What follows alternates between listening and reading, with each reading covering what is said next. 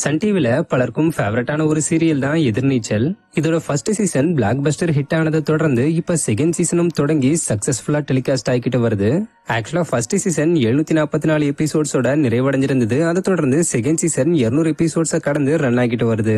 என்னதான் ஃபர்ஸ்ட் சீசன்ல இருந்த ஒரு சில கேரக்டர் செகண்ட் சீசன்ல ரீப்ளேஸ் பண்ணப்பட்டிருந்தாலும் எல்லாரும் சிறப்பான ஒரு ஆக்டிங்கை தான் வெளிப்படுத்திக்கிட்டு வராங்க. முக்கியமா லீட் ரோல நடிக்கிற 4 ஆக்ட்ரஸும் சூப்பரா நடிச்சுக்கிட்டு வராங்க. சீரியலும் ரொம்ப பரபரப்பா போய்கிட்டு இருக்குன்னு தான் சொல்லணும். இப்படி இருக்கிற நிலையில ரீசெண்டா எதிர்நீச்சல் ஃபேன்ஸுக்கு அதிர்ச்சி அளிக்கிற வகையில ஒரு நியூஸ் சோசியல் மீடியால ஸ்ப்ரெட் ஆகிட்டு வருது. அதாவது ஈஸ்வரி கேரக்டர்ல நடிச்சுக்கிட்டு வர ஆக்ட்ரஸ் கனிகா இதுக்கப்புறம் நடிக்க மாட்டாங்கன்னு ஒரு சில எபிசோட்ஸோட வெளியே போறாங்கன்ற மாதிரி தகவல் பரவிக்கிட்டு இருக்கு.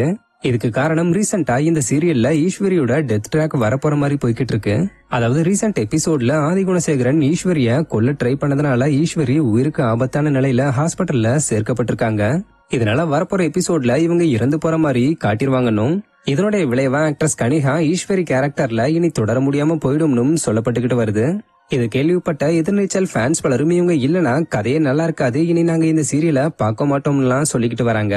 பட் இது முதல்ல அபிஷியல் நியூஸே கிடையாது. ஏன்னா இன்னும் சீரியல் டீம் கிட்ட இருந்தும் சரி, ஆக்ட்ரஸ் கனிகா கிட்ட இருந்தும் சரி எந்த ஒரு இன்ஃபர்மேஷனும் வராததுனால இந்த தகவலை கன்ஃபர்மேஷனா எடுத்துக்க தேவையில்ல. சொல்லப்போனா இன்னும் ஒரு சில எபிசோட்ஸ்லயே உண்மை என்னன்னு தெரிய வந்துடும். அதனால அது வரைக்கும் வெயிட் பண்ணி பார்ப்போம்.